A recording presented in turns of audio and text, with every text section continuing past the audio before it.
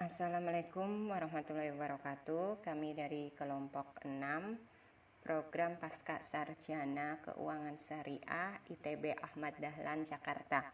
Pada kesempatan kali ini kami akan menyampaikan tentang teori perilaku individu.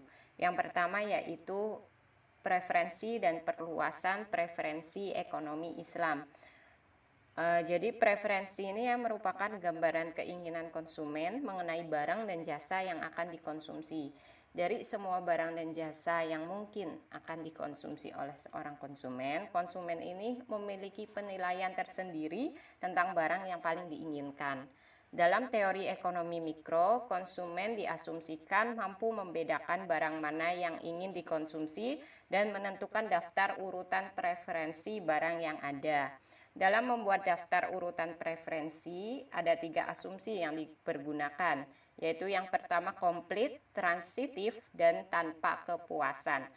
Yang komplit ini adalah ketika konsumen dihadapkan pada pilihan antara berbagai barang yang ada, tetapi konsumen ini bisa memilih kombinasi barang yang paling diinginkan dan mengambil kombinasi barang yang paling komplit dari semua kombinasi yang ada.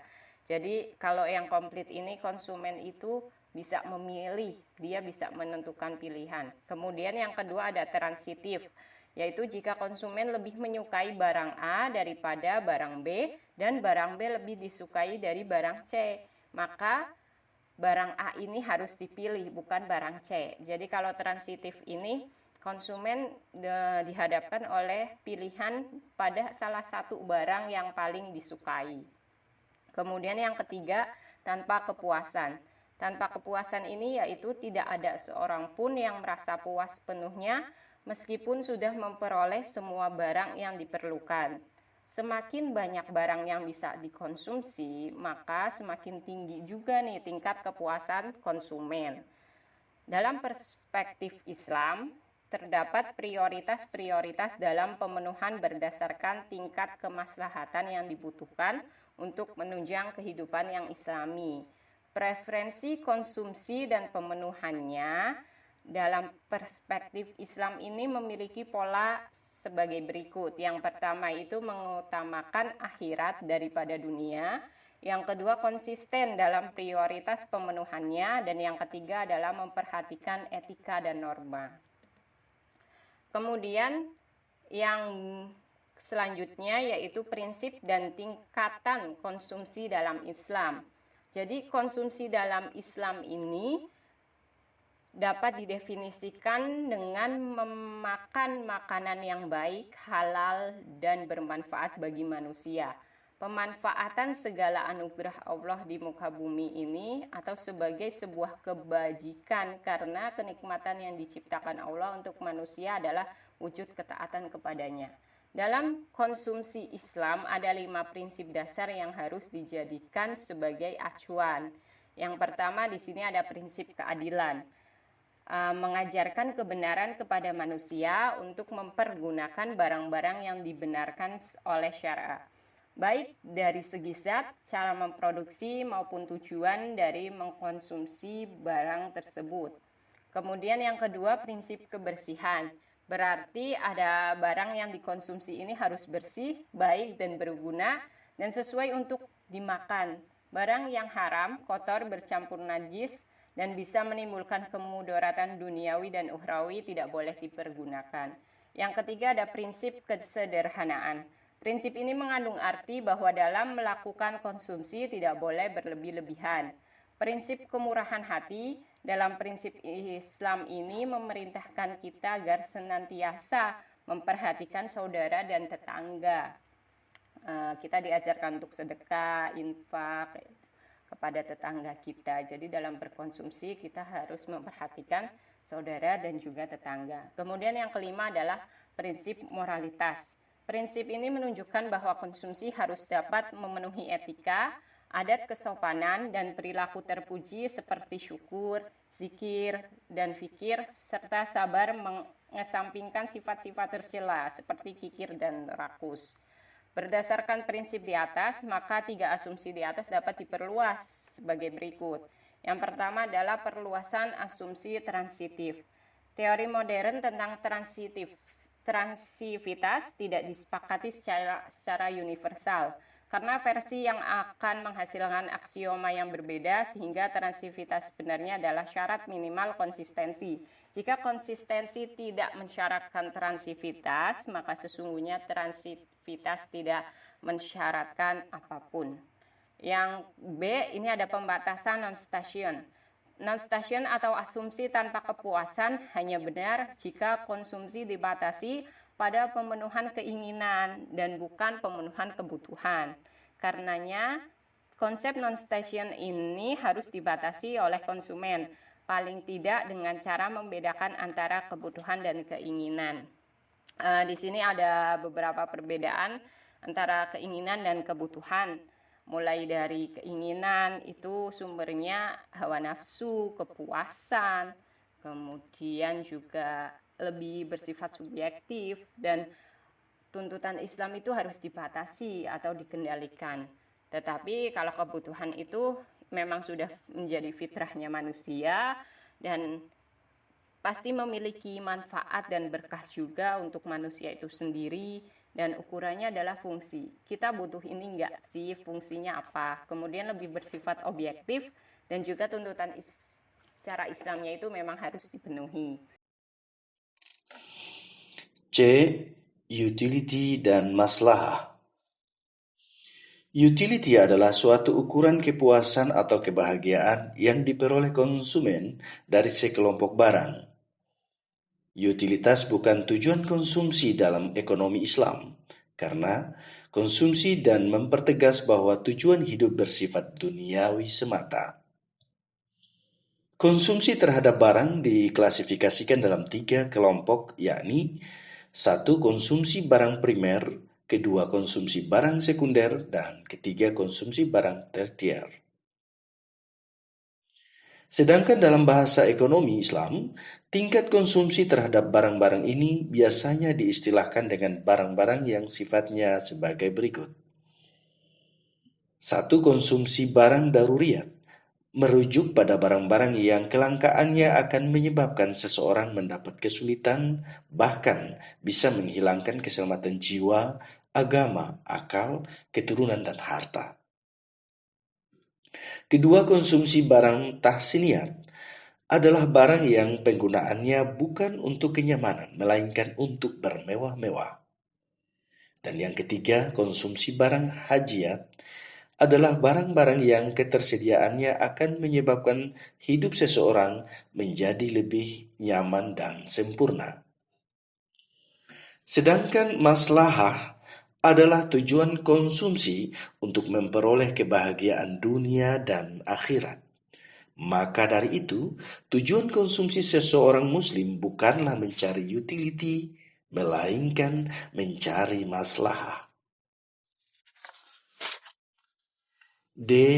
Utility dan marginal utility. Utility adalah kepuasan yang diperoleh seseorang dari mengkonsumsikan barang. Jika kepuasan itu semakin tinggi, maka semakin tinggilah utilitasnya. Utilitas adalah suatu ukuran abstrak kepuasan atau kebahagiaan yang diperoleh konsumen dari sekelompok barang. Tingkat kepuasan digambarkan oleh kurva indiferen. Tingkat utilitas pada suatu barang dapat digambarkan menjadi 2, yaitu 1. Utilitas kardinal, di mana ukuran kepuasan dengan menggunakan angka definitif. Contohnya, seperti pada tabel di bawah ini. Misalnya ada 2 barang, yaitu makanan, kita gambarkan dalam huruf F, dan pakaian dalam huruf C, maka utilitas atau kepuasan yang diperoleh oleh konsumen seperti terlihat pada tabel adalah jika konsumen mengkonsumsi makanan sebanyak 8 dan pakaian sebanyak 3, maka kepuasan yang diperolehnya adalah 24. Begitu seterusnya.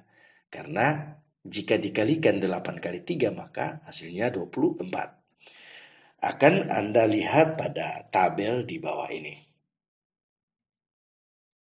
Yang kedua, Utilitas ordinal berarti memeringkat atau merangking tingkat utilitas suatu barang, pertama, kedua, ketiga, dan angka-angka ordinal yang menunjukkan peringkat atau urutan. Dalam utilitas ordinal, ini kegunaannya suatu barang tak dapat dihitung tetapi hanya dapat dibandingkan. Utilitas dapat dibedakan menjadi dua, yaitu satu, utilitas total adalah seluruh kepuasan yang diperoleh konsumen dalam mengkonsumsi sejumlah barang tertentu. Dan yang kedua, utilitas marginal adalah kepuasan konsumen yang dapat diukur dengan satuan lain. Maksudnya adalah perubahan utilitas total akibat adanya perubahan konsumsi suatu barang sebesar 1 unit. Misalnya, seseorang konsumen yang kehausan, total utilitas yang diperolehnya ketika meminum dari gelas pertama tentu berbeda dengan gelas kedua. Perubahan utilitas dari gelas pertama ke gelas kedua inilah yang disebut dengan utilitas marginal. Anda bisa lihat pada tabel di bawah ini untuk utilitas total dan utilitas marginal. Berdasarkan pengertian kepuasan secara kardinal dapat diukur secara kuantitatif. Misalkan ada dua orang A dan B. A adalah besar kepuasan setelah berolahraga dan B adalah besar kepuasan setelah bangun tidur. Jika A setelah berolahraga minum pada gelas pertama, akan memberikan kepuasan 200 dan minum gelas kedua sejumlah kepuasan 350. Jika B setelah bangun tidur minum pada gelas pertama kepuasannya 100 dan minum pada gelas kedua jumlahnya sebanyak 75 jumlah kepuasannya. Contoh tersebut menjelaskan bahwa setiap orang akan mendapatkan kepuasan yang berbeda-beda dalam mengkonsumsikan dari sejumlah barang yang sama. Sedangkan utilitas marginal adalah kepuasan konsumen yang dapat diukur dengan satuan lain. Dalam membangun teori function utility digunakan 4 prinsip pilihan rasional, yaitu completeness. Prinsip ini mengatakan bahwa setiap individu selalu dapat menentukan keadaan yang lebih disukainya di antaranya dua keadaan yang berbeda. Misalnya A dan B adalah dua keadaan yang berbeda, maka individu selalu dapat menentukan secara tepat satu di antara 3 kemungkinan, yaitu A lebih disukai daripada B, B lebih disukai daripada A. A dan B sama menariknya. Yang kedua, transitif. Prinsip ini menjelaskan bahwa jika seseorang individu menyatakan A lebih disukai daripada B dan B lebih disukai daripada C, aksioma ini untuk memastikan adanya konsistensi internal di dalam diri individu dalam mengambil keputusan. Ketiga, continuity. Prinsip ini menjelaskan jika seorang individu menyatakan A lebih disukai daripada B, keadaan yang mendekati A pasti lebih disukai daripada B. Dan keempat, lebih banyak lebih baik atau more is the better. Prinsip ini menjelaskan bahwa jumlah kepuasan akan meningkat jika individu mengkonsumsi lebih banyak barang atau produk. Maka konsumen akan cenderung selalu menambah konsumsinya demi kepuasan yang didapat. Hal ini dapat dijelaskan dengan kurva indiferen. E. Kurva indifference atau kurva kepuasan sama. Kurva indifference adalah kurva yang menunjukkan kombinasi beberapa barang yang ingin dikonsumsi oleh seseorang konsumen yang memberikan tingkat kepuasan yang sama. Biasanya yang digambarkan adalah tingkat kepuasan antara dua barang atau jasa yang sifatnya sama-sama disukai oleh konsumen. Ciri-ciri kurva indiferens. 1. Memiliki kemiringan atau slope negatif. Hal ini menunjukkan apabila ia ingin mengkonsumsi barang X lebih banyak, maka harus mengorbankan konsumsi terhadap barang Y. 2. Cembung ke arah titik origin atau konveks. Kurva yang cembung ke arah titik origin menjelaskan kadar penggantian marginal, yaitu menggambarkan besarnya pengorbanan atas konsumsi suatu barang untuk menambah konsumsi barang lainnya dengan tetap mempertahankan tingkat kepuasan yang diperoleh. Dalam kurva indiferens, semakin tinggi tingkat kepuasan seseorang, maka semakin tinggi pula kurva indiferensnya. Nah, mari bersama-sama kita lihat contoh kurva di gambar. Ada pakaian yang disimbolkan dengan Y dan makanan sebagai X. Nah, jika pakaian 1, maka makanan 1. Jika pakaian atau Y3, makanan atau X itu 3. Jika pakaian 4, maka makanan 2. Jika pakaian 6, maka makanan 1. Nah, artinya apa? Artinya sesuai dengan ciri-ciri tadi, jika ingin mengkonsumsi suatu barang, maka harus mengorbankan konsumsi terhadap barang lain. Artinya, jika ingin mengkonsumsi pakaian yang lebih banyak, maka harus mengorbankan mengkonsumsi makanan atau X tadi. Berdasarkan gambar di atas menunjukkan adanya MRS atau Marginal Rate of Substitution, yaitu kesediaan konsumen mensubstitusi suatu komoditi dengan komoditi lain. Konsep dari tingkat substitusi marginal sebenarnya cukup sederhana. 3. Semakin ke kanan menunjukkan tingkat kepuasan yang semakin tinggi. Dan keempat, tidak saling berpotongan. Keunggulan kurva indiferen. 1. Tidak perlunya anggapan bahwa utility konsumen bersifat kardinal. Kedua, efek perubahan harga terhadap jumlah yang diminta bisa dipecah lebih lanjut, yaitu efek substitusi dan efek pendapatan. Ketiga, dapat menunjukkan faktor-faktor lain yang penting dalam mempengaruhi permintaan konsumen akan suatu barang, antara lain seperti penghasilan konsumen, perubahan harga barang lain, dan selera konsumen. F. Budget line atau batasan anggaran. Budget line adalah kurva yang menunjukkan kombinasi konsumsi dua macam barang yang membutuhkan biaya yang sama besar. Kemiringan garis anggaran menunjukkan tingkat sejauh mana konsumen dapat menukarkan suatu barang dengan barang lainnya. Jika pendapatan konsumen naik, maka menyebabkan pergeseran garis anggaran ke kanan atas.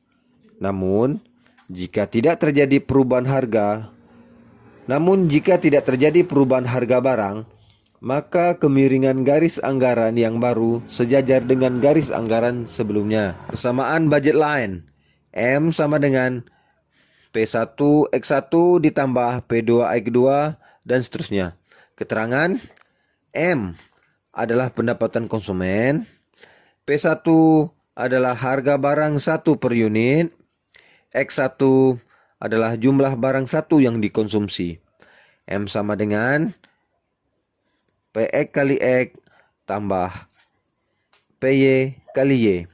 Kemiringan garis anggaran slope sama dengan min PX dikurang PY. Contoh soal. Bentuklah persamaan anggaran seorang konsumen untuk barang X dan barang Y. Apabila pendapatan yang disediakan sebesar Rp100.000, sedangkan harga barang X dan barang Y masing-masing Rp500 dan Rp1.000 per unit. Jika semua pendapatan yang dianggarkan dibelanjakan untuk barang X, berapa unit X yang dibelinya? Berapa unit Y dapat dibeli kalau ia hanya membeli 100 unit X? Jawaban M sama dengan PX kali X ditambah PY kali Y sama dengan 500X ditambah 1000. Kalau X sama dengan 100, maka M sama dengan PX kali X tambah PY kali Y. 100.000 sama dengan 500 dikali 100 ditambah Y dikali 100. 100.000 sama dengan 50.000 ditambah 1000 Y. Y sama dengan 50 unit.